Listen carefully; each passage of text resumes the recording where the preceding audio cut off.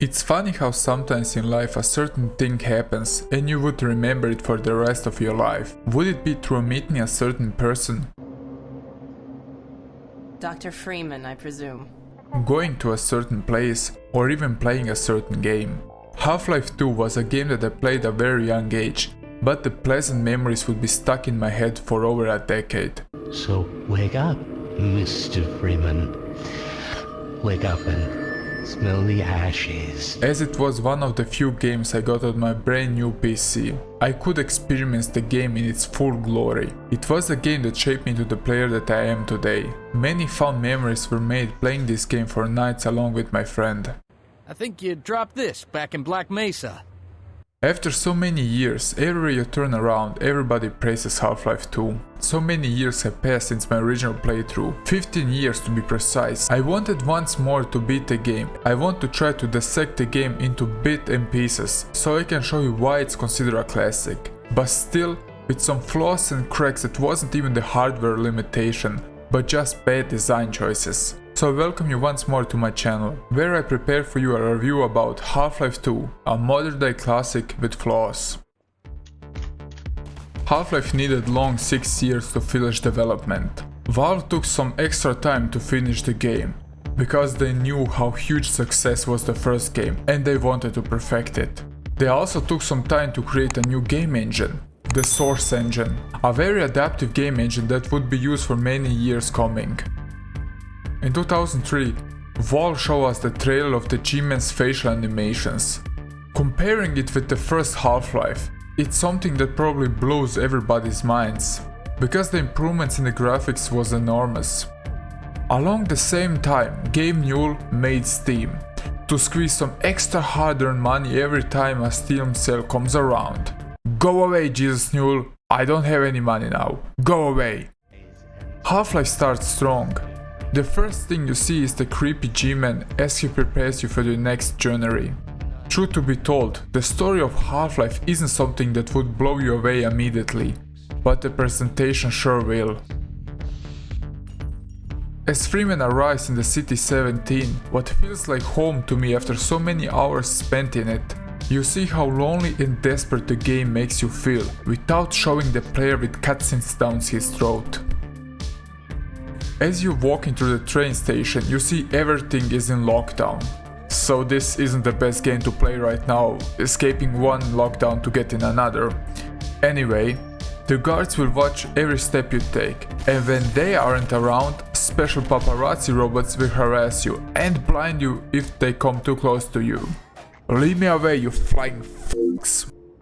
As you're roaming the streets of City 17, you see the streets you roam are empty and filled with fear. As you make your way through to the rebel hideout, you will witness couples who condole one another because they can't take the life they're living. It is just heartbreaking. And seeing how guards stone down in an unlucky guy's apartment is downright scary and unpleasant. But this is how the game sets the tone. It paints us a picture of a desperate and cold and lifeless future. So you can see for yourself the chaos and destruction that the Combine brought upon the people. So everything has a personal weight to it. Half-Life is also known to not have any cutscenes. Everything that is happening to you, you will experience in real time.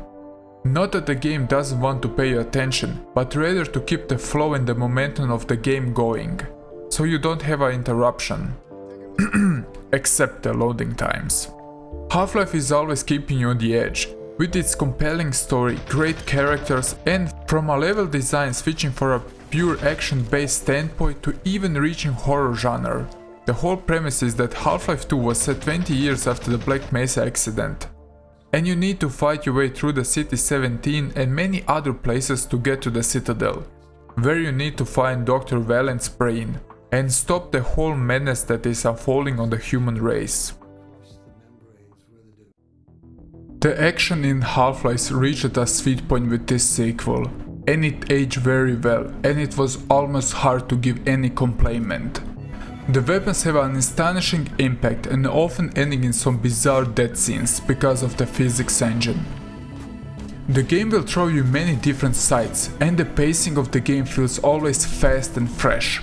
You will be challenged in many ways, from standing your ground with a turret to Hollywood-like chase scenes to downright even real horror segments that will send shivers down your spine. The weapon layout didn't change much for the first game. Pistol, shotgun, machine gun, they're all still here.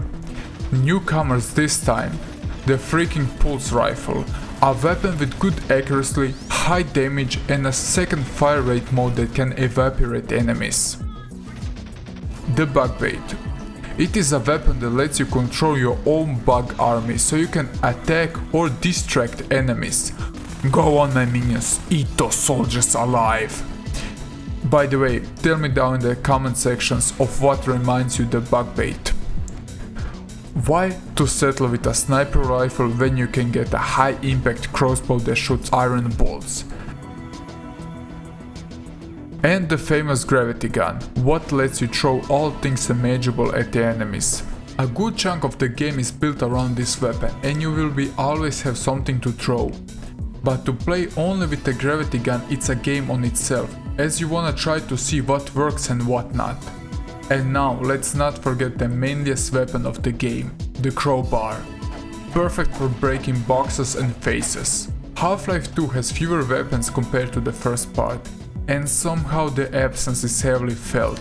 As I said, I never played the first part and I didn't know what was available, but after completing Half-Life 1 and the 2 DLCs, which are links down below of my reviews, I felt they should added a few more weapons in Half-Life 2. They got mostly rid of the alien weapons, if I can say so. I want my barnacle hook back. Heck, it would be so great to sling around with it. However, you will always have the right weapon for this situation. Gameplay wise, Half-Life feels tight and responsive. Gordon doesn't feel any more like he's slipping on ice like in first part. The awkward crowd jumping is also gone.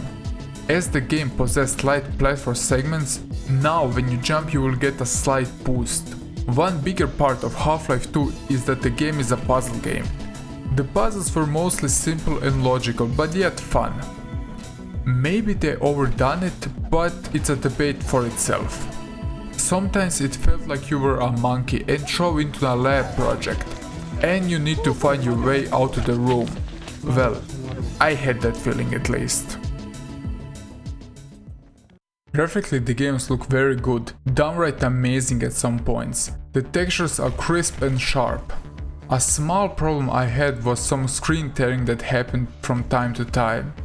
And one more thing to mention is the motion sickness, especially from the both segments. But where credit is needed to give is the facial animations. At times you will look at Alex and you will see her optimistic and determined look to help the humanity, but also see her facial expression changes to downright terrified and desperate look when the table turns. Sound-wise the game is amazing, the voice acting is superb, giving every character personality, unless we are talking about our guy Gordon, because he's silent like he's always been. To point it out, I didn't mind in the first part that Gordon didn't talk, but in this part where the character development was a bit more complex, it would be maybe good that Gordon also talked. The weapon sound and other effects are made with a lot of attention to detail. A recommendation is to play the game with headphones. To the soundtrack, well, how do I put it? Half-Life 1 had that 90s vibe to it, and I adore it. But Half-Life 2 soundtrack was a bit different, but it managed to catch the tone that the game initially set. Industrial style is mostly present, with drums and bass, but also with some techno vibes. This soundtrack featured one of my favorite songs ever. It was the charming and delightful but yet lonely and desperate songs that I used in my intro. A song that will always remind me of the old days. Triage at Dawn. This was first heard at a critical moment in the game. After you got separate from Alex, you went to fight your way through the most amazing part of Half-Life, Ravenholm, a zombie-infested place where even the Combine was set afoot. And after you fight your way all alone, and after a time that felt almost like eternity, you will, at last, See again friendly faces who couldn't wait to see you. As you slowly approach them, the song starts to play. A moment that will be stuck in my mind probably forever. Patch him up and get him to the back as soon as he's stable. Gordon Freeman? It's incredible you made it. We've been getting communications from Alex. I'll see if I can reach her again. Follow me. Half-Life 2. Things that weren't so good and could be done otherwise. The game has a bar meter for sprinting. But why do we use the same bar for sprinting and a flashlight? Is Gordon running on Duracell batteries or what? This was something that could be easily be changed. Then, few weapons weren't optimized to their full extent. Like the crossbow. It should act as your sniper rifle. The damage output is amazing, there is no complaint. The problem is that the bolts are so heavy exposed to gravity it is downright laughable. Just look how the bolts behave after a few meters.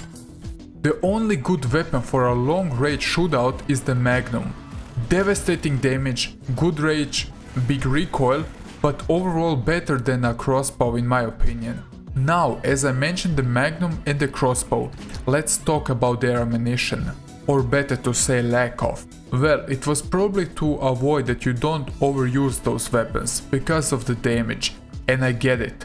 But the fact that the whole game can be easily beaten with a gravity gun is kind of unfair. I don't want to sound too annoyed, but where the fuck are my Magnum bullets? It would be also nice if we had a medium to long range rifle weapon. It would be a welcome addition as the Magnum is more for close encounters. And the crossbow is, well, yeah, sadly. Now let's talk about the pistol. It is a weapon you get early on, but the lack of the secondary fire mode made it useless in the later sections of the game. Which compared to Half-Life 1 wasn't a problem. Maybe in Half-Life 1 I had less ammunition in some sections, so I was forced to use it, if my memory serves me well. A thing that was also a bit bland is the boat section. It was funny to get chased and everything, but it lacks any plot development. And the control of the boat is not so good as I remembered. Oversteer is a big problem, you feel heavy and bad turn angles. And my god, the screen tearing after hitting something combined with the motion sickness I get equals one of the lower parts of Half-Life 2. It was thrilling after you get the boat and you were sent to the rebel hideout only to find they were all killed by zombies. But then you come to a physics-based puzzle that could be easily skipped, as it don't deliver anything and it only slows the pacing of the boat section. The flaws I mentioned weren't something that will ruin your Half-Life 2 experience, but more like small things that can get you on your nerves. Half-Life 2 had big shoes to fill, and well, did it manage to live up the hype of the first game? Most certainly, introducing us to some memorable characters, giving us an impulsive story and a presentation that is hard to overlook. Some iconic weapons had their comeback, but also we got introduced to some weapons that would be immediate reference to Half-Life 2. I didn't touch too much on the story, or it would be an even longer video. I want for you to experience it for yourself, so you can feel the unsettled discomfort as you roam the streets of City 17 and see the devastation that happened and how humankind is on the edge of extinction. Half-Life 2 holds up outstanding today. Go to Steam, download the game and enjoy an immersive and carefully crafted world that Valve made for us. The game is truly a product from another era where we learn a lot from as consumers and artists, but there is still more to learn. Many other games take inspiration from Half-Life, intense pacing, great storytelling and so on, but rightfully so, as Half-Life sits on the throne of the few best games ever released. I want with this review to evoke your emotions to give the game a try if you're somewhat a younger generation or never played the game. Before we end, I'm trying to make my content better and I want to hear your opinions on things I need to improve on. And if you're willing to discuss anything about the game and the flaws, please comment down below. Leave a like if you liked the video, subscribe if you didn't. I have also a review about Half-Life 1 and the DLCs, the link will be down below. Thanks for watching and take care.